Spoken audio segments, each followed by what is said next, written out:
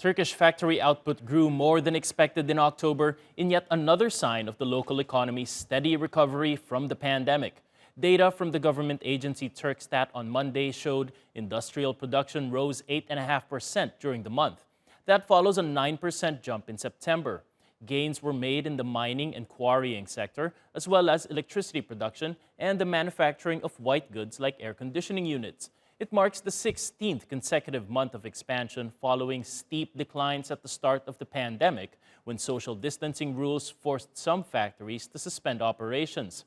Retail sales also surged more than 15% during October. Consumers bought 43% more clothes and shoes compared to the same period last year. Sales of electronics and books also rose almost 17%. Meanwhile, the Turkish Central Bank says the nation's current account balance swung to a surplus of more than $3 billion in October from a deficit of $93 million in the same period last year. Now for more, let's go to Erhan Aslanoglu. He's a professor of economics at Piri Reis University here in Istanbul. Welcome back to the program, Professor. Now, what do these numbers tell you about the current fundamentals of the Turkish economy? Good morning. Thank you very much. These numbers are in line with expectations. First, let's start with the industrial output. It's really strong, and the Turkish economy is growing with the help of industrial output this year, and it's also accompanied by the export, because the exports, the almost 95% of Turkish exports are industrial output. So both together allow Turkish economy to grow fast. The recent figures of industrial output, more than 8%, signals that the fourth quarter growth of the economy will most probably be higher than 5 or 6%. So that will allow Turkish economy to have two-digit growths, probably approximately 10.5% for the whole year. The early signs from the industrial output signals this two-digit growth, and its possibility has increased by these figures. Looking at the current account balance, it's improving, and it has improved actually more than expectations.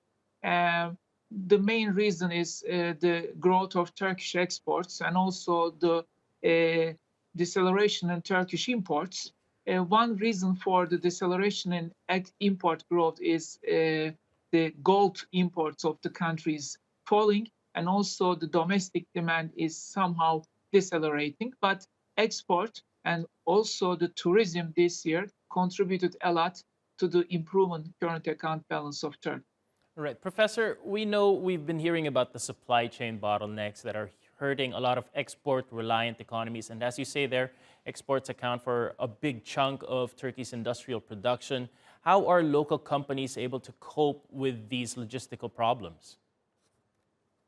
Well, this is actually the problems of the companies in all over the world. But as the demand for Turkish industrial output has increased tremendously in the past 1.5 years because of the pandemic, and also because of the geopolitical position of Turkey and changing somehow supply chains in the world economy, maybe the demand for Turkish output is higher compared to many countries.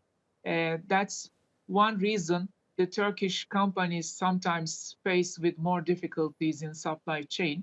But the flexibility of Turkish industry, also the structure of Turkish industrial output in terms of intermediate goods and some in raw materials, somehow allows the industry to work, to continue to produce. But in some sectors, especially that depends on imported equipment and machinery like automobile, feel this pressure much higher than other sectors. Thank you, Professor Aslanoglu from Piri Reis University here in Istanbul.